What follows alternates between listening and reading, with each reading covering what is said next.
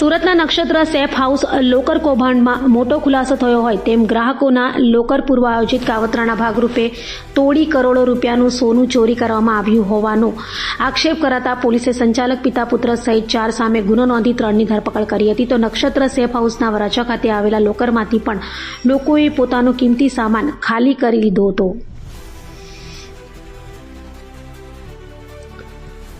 સુરતના સિંગણપોર ડભોલી પોલીસ સ્ટેશનમાં નક્ષત્ર સેફ હાઉસના સંચાલક મહેશ દિયોરા, તેમના પુત્રો હર્ષ અને હરિકૃષ્ણા તેમજ લોકર બ્રેકર મણીલાલ સામે સત્તાવાર ફરિયાદ નોંધાઈ હતી.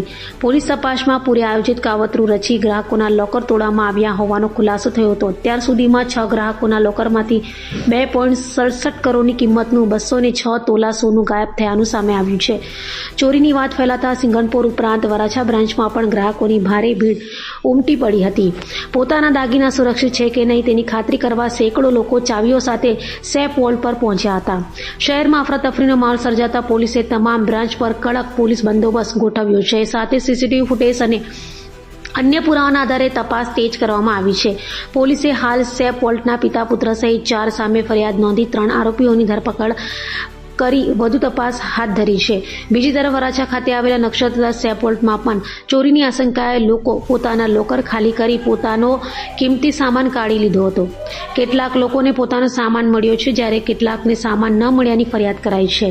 27 तारीख को सिंगनपुर पुलिस स्टेशन विस्तार में गुना दाखिल हुआ है, जिसमें बनाव इस प्रकार है कि नक्षत्र सेफ लॉकर नाम की एक इंस्टीट्यूशन जो 2015 से सिंगनपुर 4 रास्ता के पास लॉकर फैसिलिटी देने का काम कर रही है, उसमें से एक फरियादी जिसका नाम रमेश भाई बगानी है, उसका कहना यह है कि उसके लॉकर में से 63 तोला सोना है जो गायब हो गया है. इसके बारे में जब हमें पता लगा तो इसके साथ साथ 5 और लॉकर के जो कस्टमर्स हैं उनका भी सामान गायब हो गया. और अभी तक जो हमें इंफॉर्मेशन मिली है उसके तहत 6 लॉकर में से टोटल 207 तोला जितना सामान, जिसकी वैल्यू लगभग 2 करोड़ 67 लाख रुपए जितनी बनती है, अभी गायब हुआ है.